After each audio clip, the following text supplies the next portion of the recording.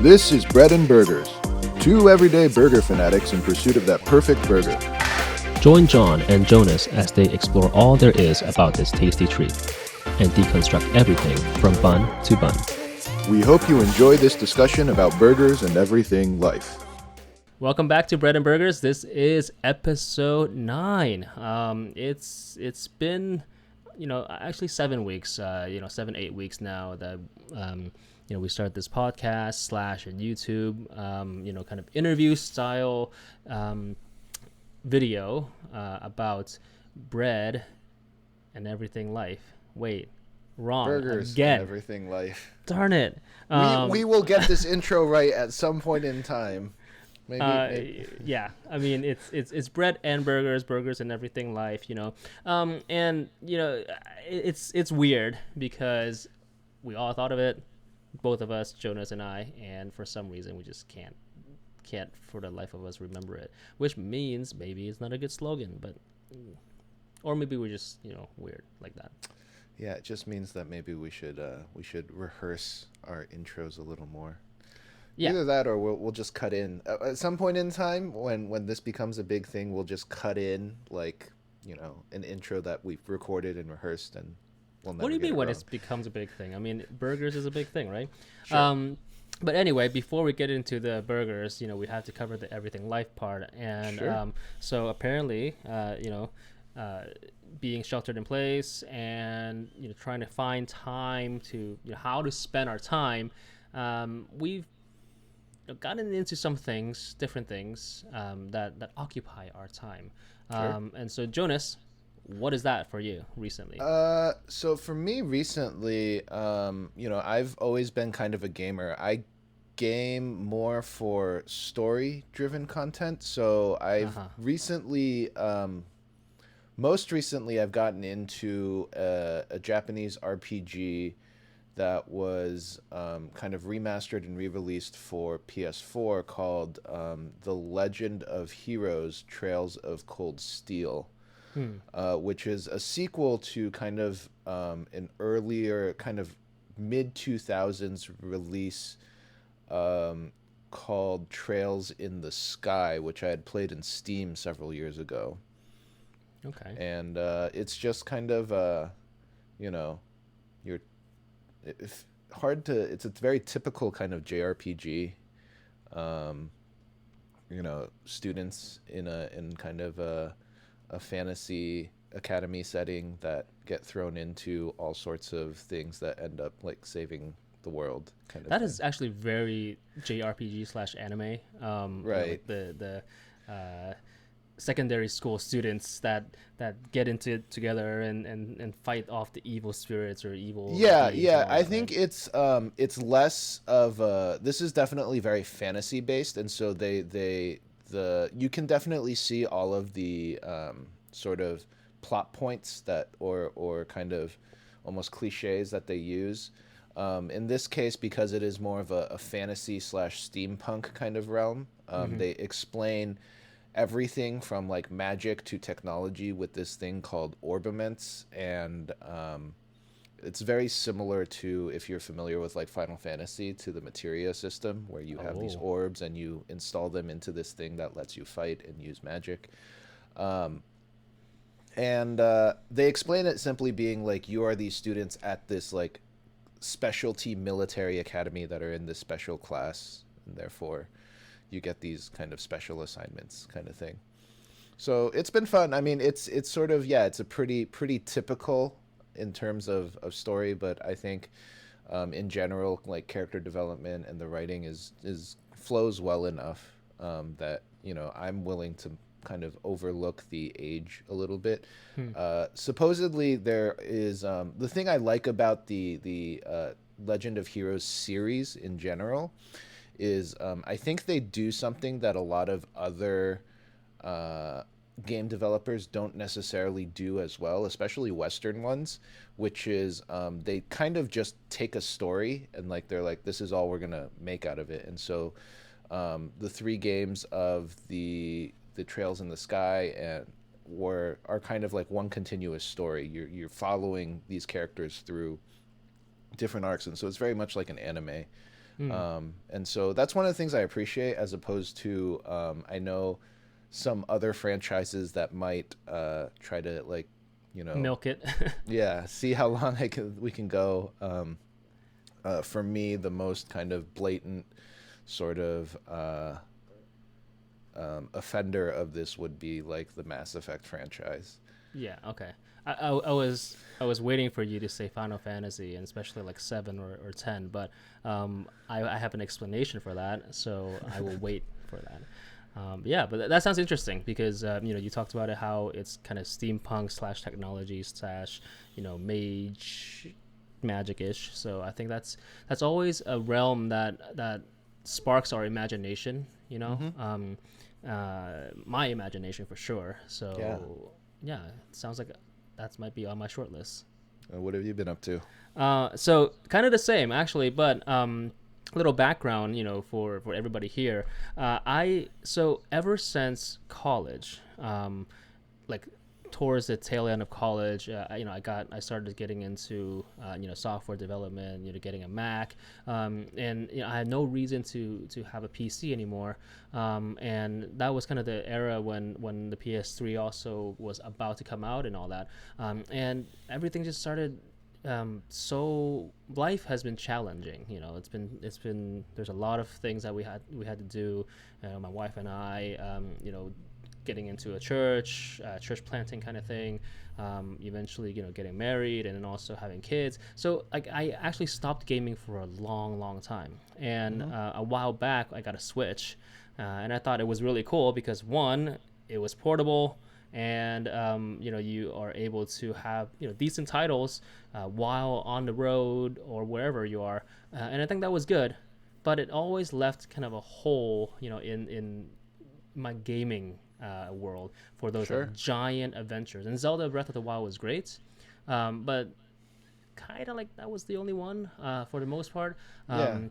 And so in the graphics again, like there's a whole different discussion about that. But graphics wise, Nintendo Switch is more, it goes into the, hey, let's not make it realistic. Let's make it more, cell shaded, cartoonish, pattern driven. Therefore, it's more timeless. And I think that's a great way to differentiate yourself from like the Xboxes and the Yeah. PS4s and I stuff like think that. actually it's just as a note, it's like it's actually something I feel like Japanese developers generally do more of. Hmm. They tend to be okay with like, you know less, there's tends to be this nostalgia over kind of the hand drawn Hmm. design at the very least, Yeah, which I I see think that. Japanese devs tend to use more than Western devs.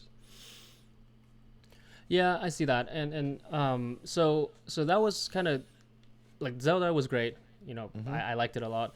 Mm-hmm. And a lot of party games is great on the Switch. But it was always there was always I knew I was gonna get a PS4, Mm-hmm. and for one reason only, and that is Final Fantasy VII Remake. Sure. And so kind of Jonas touched on that relatively or a little bit.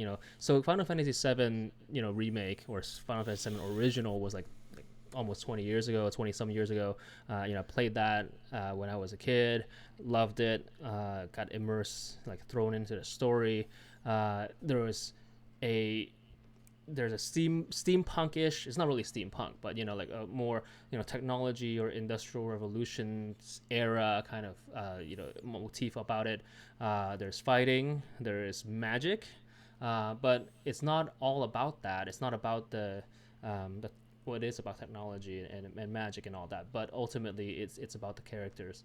And the reason why I would say that Final Fantasy VII specifically is not Square Enix milking it is because it's one of those where the story was so good that people demanded more from what's the backstory, what happened afterwards, right? They started building on it, but game wise, besides like original seven, um, Crisis Core, which came actually way later, and Dirge, right? And so Sure. there's a few others too, but of course the mobile platform stuff like that too. But ultimately, like the core game is really only Final Fantasy VII. And so when remake was announced, it was just like earth-shattering news, and I was like, I have to get the PlayStation 4. Well, it was 3, and then they pushed it like 7 years, 10 years, and then now they finally had a release date. So by actually it was February of this year, I was like, no, I gotta get it now, and wait for the game to come. And so, very long story. I waited for the game, and yet, before the game arrived, I started Horizon Zero Dawn, which is a game from 2017, and it's awesome. There's the Zelda elements, right, and hunting machines, fighting with the bow, and everything was really cool. It's not gimmicky like kind of how the Wii was with the whole trigger and trying to shoot the bow. It's just like a controller thing. I really liked it. I'm still playing it, and because of how immersed I am within Horizon Zero Dawn, I actually haven't started playing Final Fantasy VII yet, which I actually feel kind of guilty about. You'll get to it. There's still lots of hours. Yeah, no, I really enjoyed Horizon Zero Dawn. I'm always sort of, because I'm very much story driven. I'm always sort of hit or miss on these sort of AAA action adventure type of games, right? And the big titles that people generally look at would be like Metal Gear Solid or Resident Evil, or more recently like Assassin's Creed. And those are actually three franchises that I personally don't really like playing. But Horizon Zero Dawn kind of is different, right? I'm a very eclectic gamer. Like I don't like Zelda because I consider Zelda kind of a puzzle game. At least the classic Zelda franchises. Yes, I was franchise games. That, but okay. But for me, right, like Horizon Zero Dawn, it just kind of it doesn't pigeonhole you it into like this is the way you have to kind of figure out how to beat these obstacles or beat this boss kind of thing. Yeah, and ultimately it's a female heroine who is on this quest of finding out about her life, finding out where she is, or how she fits into this world, while being a hunter gatherer and fighting mechanical dinosaurs. I mean, like, ridiculous, right? It's awesome. it's a really, and that was one of the things that I also thought, outside of I think the general design of the world. I just thought they did really well in terms of the programming and the visuals. But it was a really from a story perspective, I was like, this is actually a really unique take on sort of the like that sort of post-apocalyptic genre. Yeah, and so I guess there's actually similarities, more or less, from with Final Fantasy VII and Horizon Zero Dawn for me. Then that's why I don't want to pigeonhole myself in this kind of category of post-apocalyptic slash mechanical slash magic kind of thing. But it because it mirrors part of our own existence, and then also there's other parts of that mystical kind of realm that I think it's kind of cool. Yeah. So anyway, I don't know if that is a complete tangent on everything life, but I think sharing about what we like and what's occupying our time is gonna be good. Yeah, and for any of you gamers out there, let us know, like, what have you been playing? I know some of us, like, I'm not at the cutting edge of games, so if you have something you're like, I think you would really like this, I'd love to hear your recommendation. Maybe a Bread and Burgers like Twitch channel. I don't know, just kidding. We're not that good. It'd be really boring. We're not that good. So anyway, going back to the burger part, in our intro, in our channel trailer, there is we're deconstructing everything from bun to bun, and we realized something. We've never talked about the bun.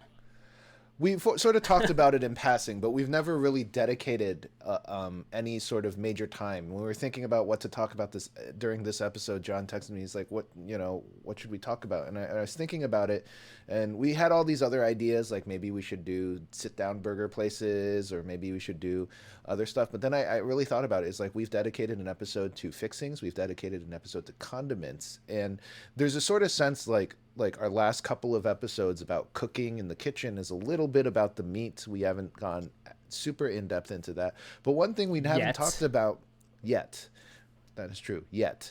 But one thing we definitely haven't talked about, and we both agree that this is like the second most important thing in a burger, is the bun. Yeah, and because it goes back into the whole definition thing of what is a burger. If your bun is not burger worthy, it's not a burger, right? So, and that there's a lot of implications in that. What is a good bun for your burger? So, I'll probably talk about it a little bit from my own bread making kind of experience. Not a lot of, I'm not like a baker by any chance, but bread making, I've delved into it a little bit. But aside from that, Jonas, I think you have the pedigree, of being the connoisseur of burgers. What do you look for in a bun? Well, the thing is that the irony of like kind of my burger snobbery is I'm too lazy to ever just like make my own bun. I just don't have the patience to do any baking. And so I've never actually made bread. And that feels really weird because that you kind of feel like if it's such a big deal, like you should probably do it yourself and you do it better. To me, it's just a kind of, it adds to it. It adds an extra step, a really big extra step, several steps if you think about baking, from not just like rolling out the dough, but the buns of a burger typically are yeasted, so have to wait for it to proof and all of that sort of stuff. So I mean, what I look for, it really depends on what kind of burger I'm making. And I know that sounds kind of like an evasive answer, but it's sort of like the go-to would be kind of a neutral bun, right? Like a white, supermarket hamburger bun. And what's most important to me when I look for in that, in the sense of like they've, food scientists have done all the work of like, okay, how should we form it? How should we bake it? That sort of thing, where it's generally in kind of like an acceptable sort of condition, right? Like you're getting like, probably like McDonald's or Burger King caliber kind of buns. So what's important then is just sort of like the size and, texture, I suppose. Texture, what you like in your burger. Because I think for most people, what ruins a burger experience often is actually the wrong bun. Oh, okay. I mean, I can see that, but at the same time, I wonder if, the bun part, I mean, a good burger, a lot of people would experiment on the condiments or the fixings and stuff like that. But I don't know if the bun has like fully realized its potential for modding, if you will. You got to try a lot of things. There's a lot of things and a lot of different combinations, and there are a lot of things that work. There's a lot of things like maybe you can cut back on your condiments if you get like a more flavorful bun, for example, right? And that actually changes where certain flavors are coming from and doesn't necessarily take away from the flavors and might actually be, healthier for you, potentially. Yeah. And although I think Jonas, he's kind of touched upon it, like bread making, right? So kind of segueing into that, bread making is not easy. I had an episode a few years back where I constantly made bread. Got a mixer, got my yeast, and started kind of experimenting on bread. And again, fresh made bread is awesome, but I consider myself more of a cook, not a baker, because baking is tough. The parameters that you have to control is very precise. One, environment, you need to be very it needs to have a good environment. It can't be too warm, can't be too cold.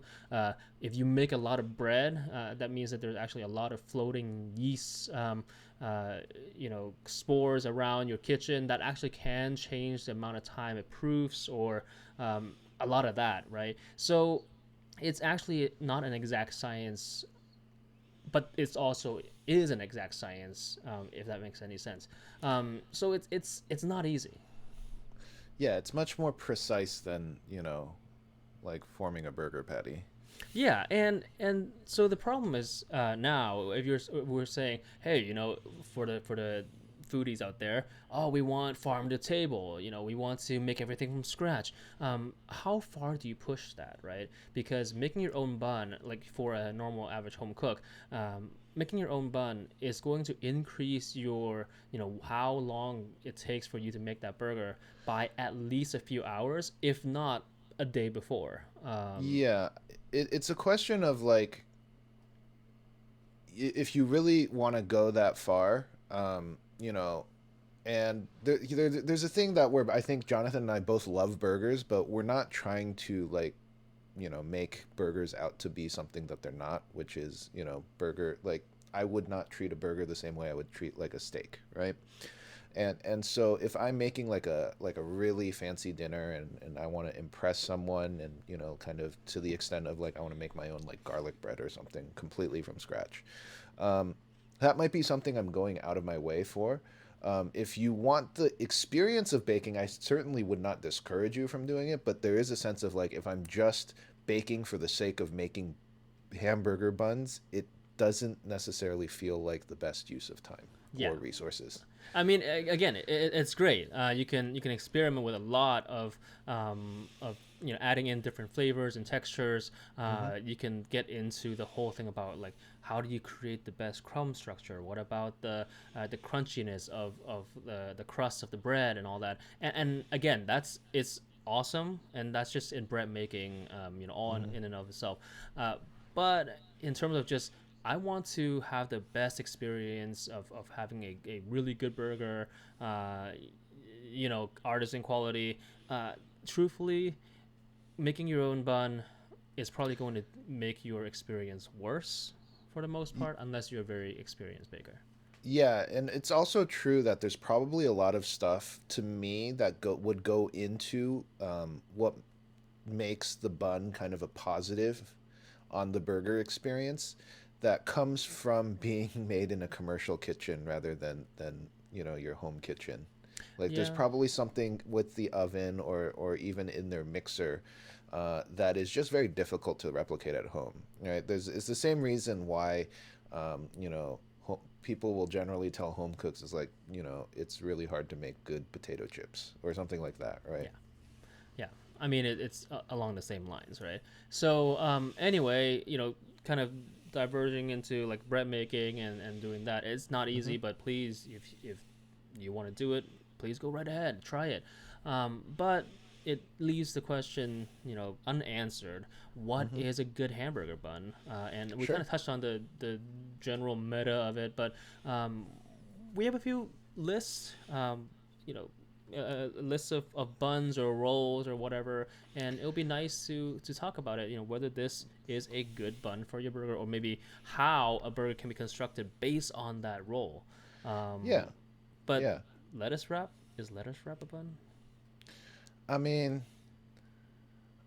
It's not a it, bun in terms. It's not no, bread, it's, right? it's But not a bun. So I guess my question is right. This is kind of a philosophical question, and Jonathan and I kind of discussed this beforehand. I would put lettuce wrap in the same category as uh, bread, sliced bread. wow.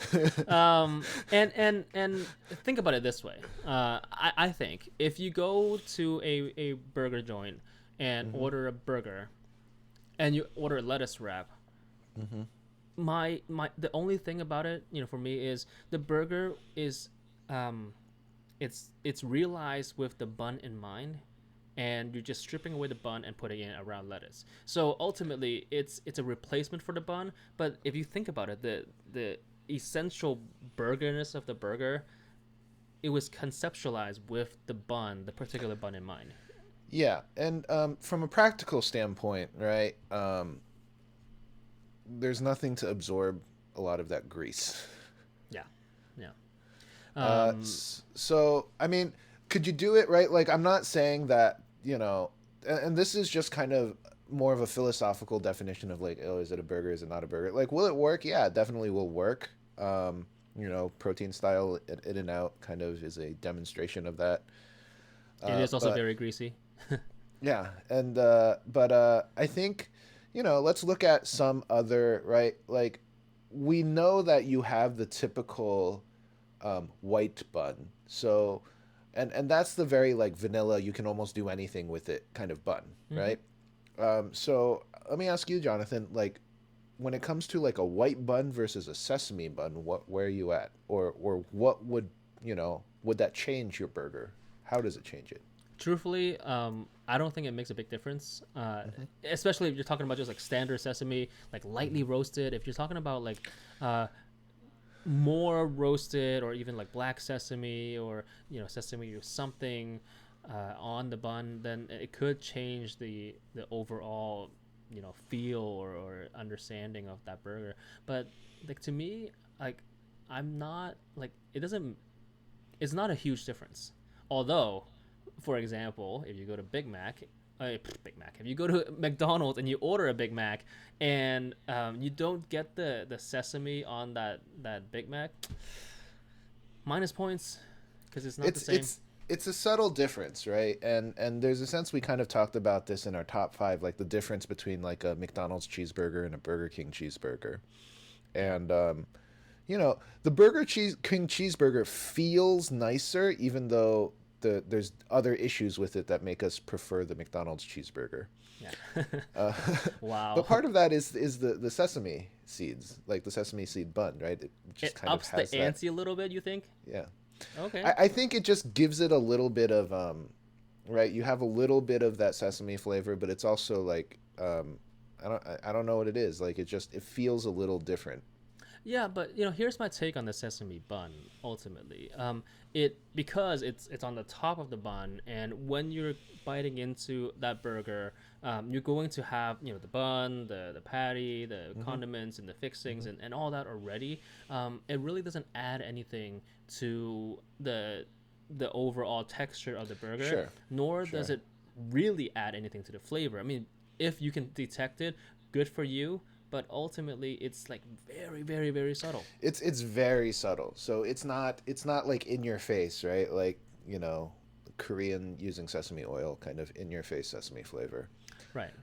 so But so I yeah, would say white bun versus sesame white bun, same. they're pretty comparable, right? Like, and you can do pretty much anything that you can do with one with the other. Hmm. So now let's move to kind of more kind of specialty stuff, right? Like, and for those of you that are looking for fresher things, like this would be the non-commercial prepackaged stuff, and this might be closer to stuff that you find in your supermarket's bakery section. Hmm. So, like, what's your take on like a Kaiser roll? Still very very similar, right? To Mm-hmm. it's a safe alternative to a normal white burger bun. Mm-hmm. Although I feel like the texture wise, it helps. It gives it a little bit more volume. In terms of sometimes the white buns, it's a little more dry. You know, kind of for the most part Yeah, when you bite into the burger. it's kind of a textural difference that I think that is the most distinct. You can do a lot with it, but I think there's certain things that you might want to keep in mind. I don't know how this might affect how you build a burger. Like I'd put a lot of the same stuff on, but one of the things that I notice when I'm using like Kaiser rolls is there's a lot more air inside of them. Yeah, yeah. So they don't kind of hold. It doesn't feel like it holds together. So there's a lot of gaps in which, like, you might suddenly get pockets of condiments if you don't account for that. So let's get into this, Jonas. How would you build a burger based on a Kaiser roll? So with the Kaiser roll, the main thing is that you're not, because there's a lot of air in it. The thing that you're actually not as concerned about is is your bun getting too soggy because there's just less kind of flour to kind of be saturated by grease and liquid. Okay. So for me, if I were doing a Kaiser roll, it'd be very similar to a standard white roll in which I would grill it. I'd probably do with something that has that many sort of crags or like kind of like an English muffin that has a lot of nooks and crannies. Um, I probably wouldn't use as much like oil when I'm like toasting it. Yeah. You could even do it on a straight on your like a dry pan, especially if you're using like a cast iron or carbon steel. Mm-hmm. And then I would probably build a pretty standard burger. Probably if I were, your typical kind of all American burger, in which case you could substitute like a white bun, but a Kaiser gives it a nice sort of airy kind of feel. So maybe a nice, bed of green leaf lettuce and, slice of cheddar, some tomato. Yeah, and I think I'll go along the same way. Although I want to acknowledge that the Kaiser roll is a little bit more airy, a little bit more like light. One, you don't want to, even though it doesn't absorb as much grease slash like moisture from your condiments and all that. I do want to kind of keep it a little bit more light and crunchy, a little more dry actually. So maybe having a piece of cheese that's actually on top of it, where it's like semi grilled cheese-ish kind of top, or having some sort of like a light piece of lettuce that's crunchy, not like butter lettuce where it's leafy, right? Crunchy lettuce, or even a little bit of crisp, like maybe like a how should I say this? If you do like a Parmesan, if you put the Parmesan kind of on your grill where it gets a little crispy, like you have that texture. Yeah, I would do it that way to make it more light. In terms of Yeah, you definitely want kind of texture on that. And I think another thing that you want to keep in mind, I think with these kind of neutral rolls, and this is true for I think most rolls, but I think especially with some of these more artisan rolls is will it contain the burger, or will it be kind of like patty slippage?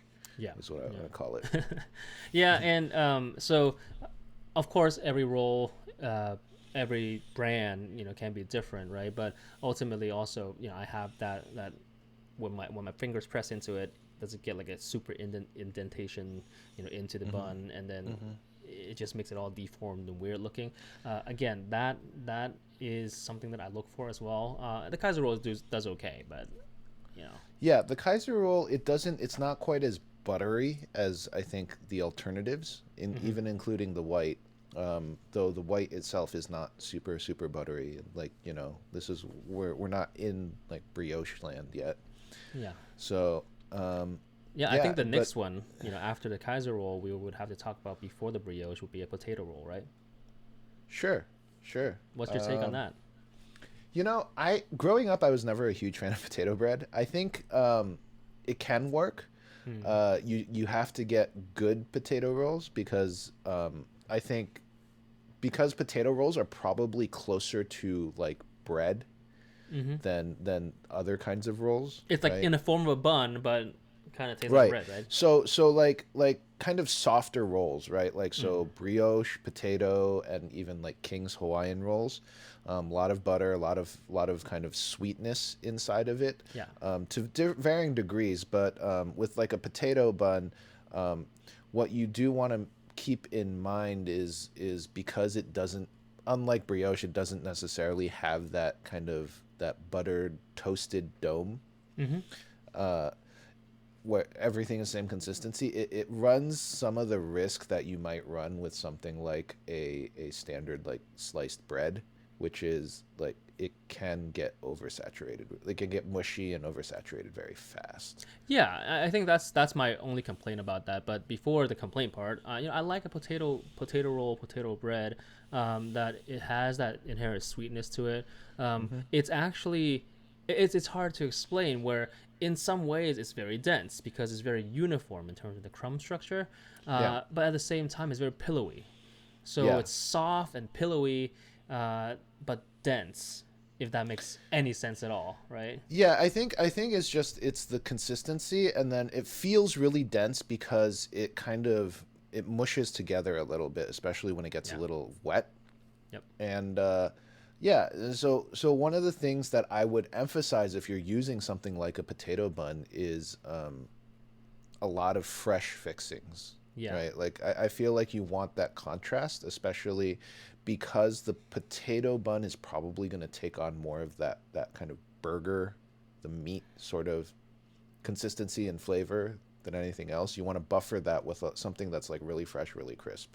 Yeah, so I would say having it toasted super important. Make it a Hmm. little dry at least on the bottom part where it touches all the the burger, the condiments, and all that, Hmm. and counteract that sweetness a little bit with something tangy or something spicy, mostly tangy, would help. Just because that flavor is very forward. That sweet potato bread flavor is Yeah, quite strong. it's interesting because it's I think that's something you can get away with the sweetness of a potato roll that you probably couldn't if you were using, say, like a King's Hawaiian. Okay. Yeah, I mean, well, because of King's Hawaiian, not the big one, the small little the awesome ones, the small little ones. I love them. While I make sliders, because again, it's just enough of that sweetness, right? So Yeah. I don't mind that, and it's actually a little less mushy than say a potato roll bun. And I tried it actually 2 weeks ago with the Hmm. potato roll on my burger, and it's okay. Yeah. Yeah, I think King's Hawaiian is kind of the extreme, and I think we can jump there first. And to me, with King's Hawaiian, it's a matter of like understanding what's going on. And so, my recommendation, if you're using something like King's Hawaiian, is don't overdo it. Right? Like you actually want to put less stuff on your burger. Mm-hmm. So I might do something like sliders are great for King's Hawaiian. Mm-hmm. If you wanted to do something, and sliders are usually very simple, right? It's like meat, cheese, and bun. Um, if you want to do something a little bigger with King's Hawaiian, I would simply recommend like don't go overboard with the lettuce. I probably might not even do tomato, maybe just kind of like a relish of some sort, and you can mix Mm. it up. Like be creative with your relishes. You can do jalapeno relish or a sweet relish, and just kind of to offset, right? And not add too much to it. Yeah, I agree. So the last sweet roll, if you will, in this category has to be the brioche. Yep. Now, tell me about your love or hate about the Brioche. brioche. Um, I I kind of like it. I think when I make burgers for other people, brioche is probably the most asked for bun. Okay. I think people when they have a burger on a brioche bun feels fancy, and I Yeah. think a lot of gourmet burger places they tend to go with brioche. It's kind of the sort of it feels more upscale than your typical white bun, but it And why do you has a think that lot of is this though? it has a lot of the same properties. The main reason I think it is because of the glossy, buttery exterior. Okay. And it holds its shape, right, for the most part, unless you kind Right, of depress right, on it. and so there's the thing is because that exterior is so distinctive from the inside, right? Because the inside is sort of just a finer or kind of even in the crumb structure, but at its core, it's sort of just a finer white roll. Mm-hmm. And I know bakers are gonna like hate me for saying that, but that's kind of what it feels like. Yeah, I mean, there's also kind of that eggy, buttery Right. taste of it, a little forward, right? Yeah, and I think the thing is that distinction, that outside layer kind of almost feels like another like skin, in which case it makes it easier to handle the burger and take it, but um it's not crusty. It's still kind of soft Hmm. and fluffy, unlike some of the drier breads we can talk about in a sec, where it definitely doesn't. It it just kind of works with a lot of, and it's very versatile. It works with a lot of different sort of condiments, sort of things. Yeah. Again, I would. I don't mind a brioche burger. a burger built on a brioche. Although I do want to allow room for that texture of the top crust, Mm-hmm. and also having that buttery and eggy kind of texture or flavor. I like a brioche with a fried egg. Fried egg and a little bit of So secret fancy. sauce. I mean, yeah, maybe actually a little bit of even uh, like pepperoncini peppers or something like that, like that extra tang that it gives to offset the balance of the brioche. It's I don't know. the Again, it is a it's the fancy type bougie burger. burger, the bourgeois. Yeah, and it's it lends itself to that kind of upgrading. Because the bread is actually kind of complex, even Hmm. though it's still on the sweet slash a little bit more Yeah. dense, I suppose. But Yeah. It's the question of like what are you kind of featuring? What flavors are you kind of pairing together? So we've established like white is very neutral. Like white and sesame are very neutral, and then you kind of move into more flavors. So you have potato, brioche, and Hawaiian, King's Hawaiian, right? In terms of flavor profile, and you have to adjust for that. So mm, we're not here saying like definitely always use brioche or definitely always just use white, but it's a question of like what do you want to highlight in your burger. yeah. So for example, if you go to Minnesota, I'm told Juicy Lucy's just pretty much it's always on a white bun Hmm. because the star of the show has to be the burger itself. So it's like white bun, like secret sauce, pickles, and juicy and the burger, right? Um, yeah. But what about let's go into something like maybe a little more controversial. I don't know if it's controversial, but or not to Mm. you. But let's go into some other sort of bun alternatives. And before we go into anything Ooh. really crazy, let's go into one that some of the drier, crustier kind of stuff. What's your take on the ciabatta? Oh, so a ciabatta is, to me, it's hard to consider that a burger. Although Okay. I Jack in the Box has some sort of ciabatta burger or ciabatta sandwich. Mm-hmm. It's dry. Yep. There is that characteristic, floury, not Mm-hmm. floury, but flour texture on top. And as you bite into the crumb, you can see the holes between the crevices, and the bread itself. Uh, well, I guess some when you slice into the ciabatta, there's gonna be like big pockets, in there, and then some is just more flat, like kind of like flatbread. Um, so depending on where you get the ciabatta or how it is, right? Um, it's borderline not burger for me. Okay. I truthfully I don't know what it is adding, because I'm not a huge fan of ciabatta Okay. to begin with.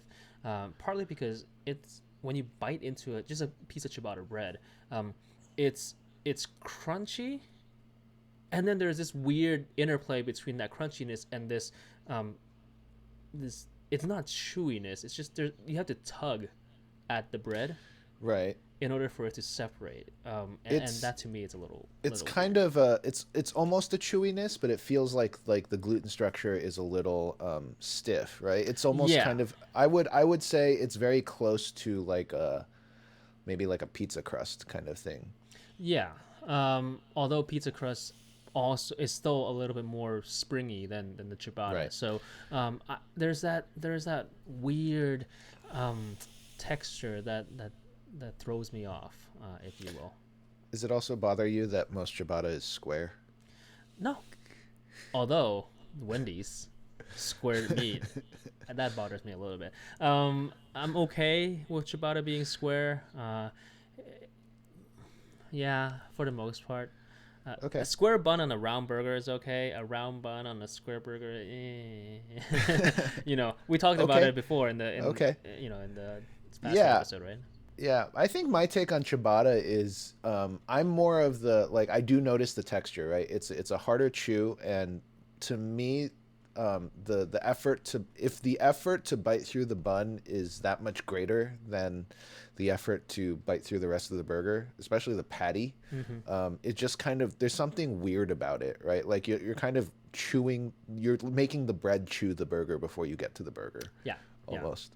You have to kind of, kind of like Right. grind Yeah. into And the so bread. so it's either really dry or even like the ciabattas that I've liked. Yeah, they have that little tug to it, right? And so to me, it's more suited for something that would have an equal amount of tug, which is not a burger, right? Like maybe like a barbecue, right? So, or, Yeah. something a little more stringy or sinewy, that you want that equal tug.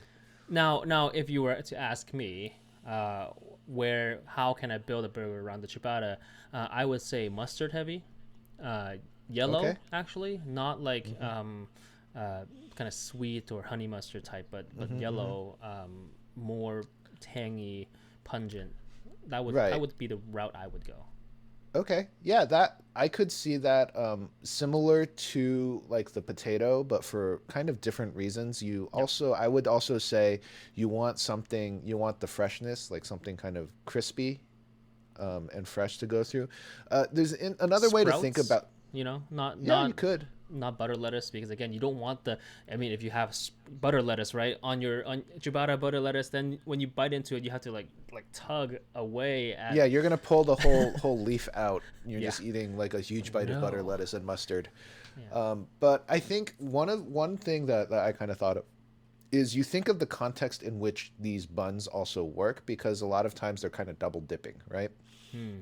And so where does ciabatta work really well? Well, it works really well with like really fresh stuff. So like, like Italian cold cuts kind of thing. Yeah.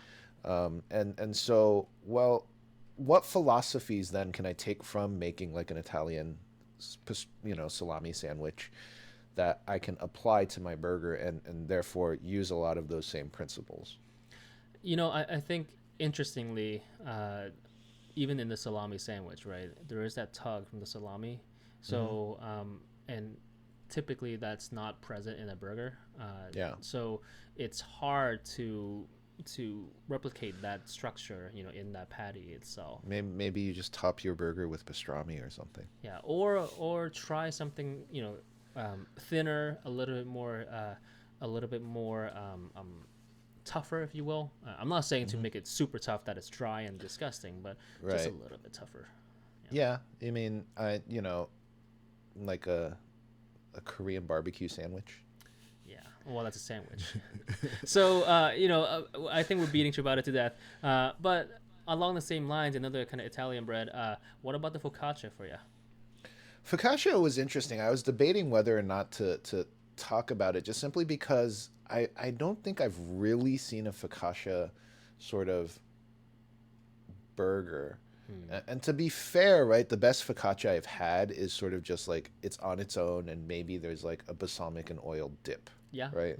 yeah. So focaccia to me would be very similar to something we kind of jumped over, but would fall under sort of the white bun realm, would be like an onion roll. Mm-hmm. Right, you're adding a lot of extra flavor in the roll itself that colors it. And so if I were to build a burger on focaccia, right, like maybe I would do, more of a thematic, like a caprese burger, Okay. or I would, must that you use the leaf of basil, the fresh tomato, and a slice of mozzarella. Yeah, I mean, Well, nothing to add for me besides hmm, that it's a little dry, and sure. hence why you need the olive oil to kind of coat it and give you that mouthfeel. Hmm. And it's herbaceous, but also the bread itself is kind of bland, so that's why you need the balsamic to up the little, the punch a little bit. So yeah, I'm not a huge fan of that on a burger itself. Yeah, and depending on the focaccia you make, the way it kind of crumbles, like it's almost kind of, cornbread like sometimes in the way it crumbles. Mm. And so there's a bit of like, will it hold together long enough for you to get it into your mouth, kind of thing, with a burger attached. Yeah, makes sense. Now we'll kind of hurry it up for the last kind of three, where one of them obviously we just talked about is the onion roll. Your take on that? Again, it's something that like you have to understand what flavor it's adding. I would probably do a more kind of heavy tang sort of condiment. So where onion roll would thrive. So something like, like an A1 peppercorn kind of. A1 strikes again. I mean that's A1 peppercorn on an onion roll is actually that's a Red Robin construction, Ah, and that's like one of their most popular burgers. But that sort of that idea of something very very acid forward. mm. Yeah.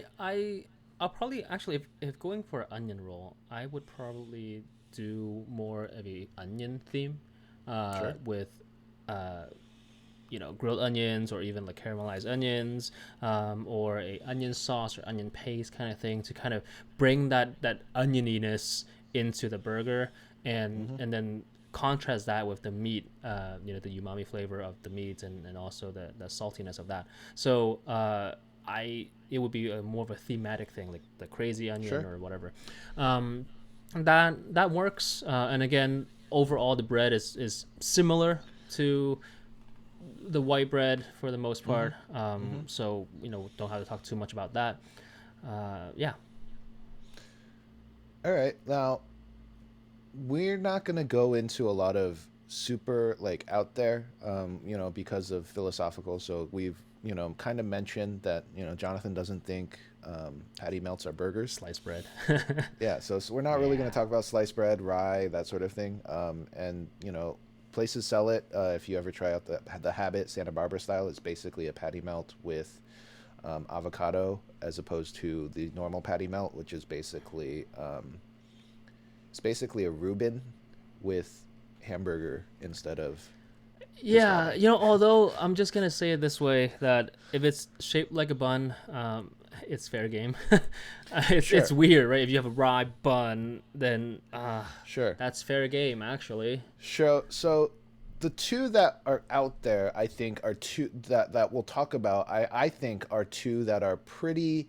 They're common, but it's sort of like they're kind of novelty sort of buns. Okay. And so the first one, very common in the States, is the pretzel bun. Yes.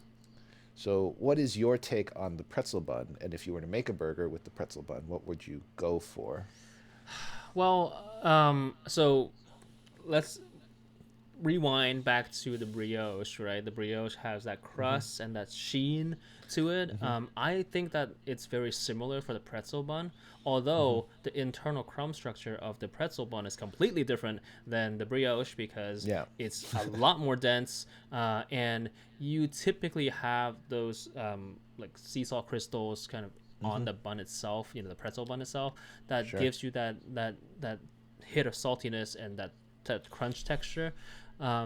So I'm I wouldn't mind trying it, um, but it's yeah. I probably wouldn't order it just because, oh, I see a pretzel bun, that's my go-to. Yeah, that's Yeah, my only it's. thing. I kind of feel like it has to be something that you almost kind of plan around, like how your burger. And to me, right, like, okay, when do I enjoy that sort of giant soft pretzel the most? Like, what's that context, right? Hmm. And I don't know why I tend to think like, sort of like German Bavarian food. Yeah, well, yeah, of course, right? So just kind of like mustard heavy, maybe a little bit of like kraut or something. Like you would prepare it as though you were gonna put like sausage or bratwurst on it, Exactly. but instead it's a burger. Yeah, so mustard heavy, kraut, or maybe kind of a cheese, like a melty kind of cheese sauce. Hmm. Hmm. That would be my one thing. If I were to go all the way left field, then actually something smoky and Sure. heavier, Right. like barbecue. I would do that because there's an inherent little bit of, I want to say bitterness, to the pretzel itself, that helps bring that flavor out as well. So I would go that route completely on out of left field. Yeah, and the main thing that I would add to that would simply be this might be one of those times, excuse me, where you sort of pare down a little bit, right? Like the King's Hawaiian, you don't want to put too much stuff onto it, and so maybe this becomes a simpler burger where it is just kraut, a good mustard, cheese, and your burger, right? Yeah. You're not trying to add too many other fixings and stuff onto it. Yep. Yeah. All right, last one. And to me, this is about as a novelty concept as the pretzel bun is. In Asia, they have the rice bun.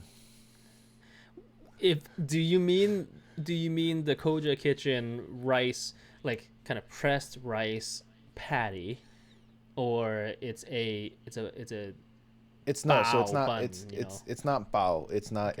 Okay. It's not like, right? Because that's something we can talk about too. Because a lot of Western Chinese restaurants, they have something in Mandarin. It's called mo, which is essentially, most restaurants that I know that translate it, and these are usually restaurants from like the Shanxi area. They translate it Chinese hamburger, and it's pretty close to like like those sort of sesame cake, sesame pancake kind of things. Okay. Zobbing, that you have in Taiwanese breakfast or something like that, or kind of almost the big scallion sesame pancakes that Yeah. you would get, like kind of like that, grilled, and then there's like meat inside. But that's not really what we're talking about. We're talking about more the novelty pressed rice. I guess Koja Kitchen has it. Where I've seen it is the big chain Moss Burger in Asia. Yep. That's kind of their specialty, and it's there because from the people that I hear about it is Asian people like the taste of rice more than they like the taste of bread. Interesting. I Here's my take overall. It's introducing something that is unique because of the crunch. Like a dried, pressed, fried, or kind of grilled rice patty has that crispiness to it, kind of like rice cakes that you buy in your local grocery store. But then at the same time, since it's not like extremely dehydrated, it's only the surface that it touches the grill that's dehydrated. You still have that chewiness from a glob of rice kind of in it. It's neutral enough in terms of flavor wise, but then also there is that distinct kind of rice, rice flour / rice flavor. So I would put it into interesting category and not necessarily awesome category. Yeah, it's for me it just raises a lot of like different sort of memories. Like it doesn't feel like a burger when I eat it, to be honest, right? When I bite into it, it's more of what I think of is actually onigiri. Okay. Right? Like okay. the Japanese rice balls. Yeah. And it's kind of like it feels like that, right? Except inside is not the normal onigiri stuff. And so the only other thing that I can think of where it's kind of like that is in California they have this thing called sushirito. Oh, awesome. And it's kind of like that to me. Yeah. And so not tangenting on that way, but I think so. There's something called a Spanish style fried rice in Canton cuisine, or especially Canton Western cuisine, where you mix ketchup with fried rice, Sure. and the way that it comes together is pretty good. Now I have question with in regards to the rice patty, pairing it with mayo, Thousand Island, or mustard. I think that's where it fails. You definitely have to do something very non-traditional. The one time I had Moz, it was much more like the meat was much saucier, but it was definitely a very like Asian style, almost kind of that and I don't mean this in sort of like a derogatory way, but it felt kind of more like a Salisbury steak than necessarily like a hamburger, Okay. because it had that level of kind of marinade and sauce in it. Yeah, yeah, it's hard. I would definitely borderline not a burger. I mean, I get Yeah, it. You're trying but to contextualize, but that's what it's works weird. with the rice, right? Like the only other context that I've seen is essentially they're trying to make like there was an ad campaign in Taiwan where they were trying to make Korean barbecue, handheld Korean bibimbap, Hmm. right? And so it was the lettuce, there's the rice bun, and then there's the beef inside, and then there's the lettuce, and then gochujang on top, that sort of thing. Yeah. So here's my take. Where it could work in terms of this as an ingredient, it could be Hmm. a fixing, either Hmm. a white bun or brioche, and having it pressed kind of thin, like a millimeter or so or less, and having that crisp uh, Okay. texture. So it's almost like a grilled Parmesan cheese kind of thing, like Yeah. Parmesan crisp, and having that textural crunch and that rice flavor that comes forward, Hmm. Hmm. that would work, especially on a Hmm. Korean themed burger. But I would use that as a fixing and not as the bun itself. Sure. I can see a use for it in a similar fashion, where if I were to build, say something like, and this is just kind of me spitballing right now, so this is not a fleshed out idea, but if I were building something like I would call it like a Korean Big Mac, right? Like maybe I could use that rice patty bun thing as the middle bun. Yeah, yeah. Not as the top and the bottom bun. So I mean, I think really from bun to bun, we kind of talked about the different buns. There's obviously millions of ways that you can build a burger, Hmm. and you know experiment with different buns and structures. But Sure. what is your go-to bun for a burger? Yeah. Let us know. Also, maybe there's some crazy thing out there that you've tried that works really well that is very unconventional. Our list included some things we didn't talk about, like English muffins. Um, and we'd love to hear your take on some of these things we might disagree on. Like, does sliced bread a burger make? Yeah. Let us know in the comments below, and also don't forget to subscribe, like, just have a conversation. We need it, even though if it's online. We need that conversation. So again, subscribe, press the like button, and it really helps out with the YouTube algorithm. But until Yeah. then, see you next time. See ya.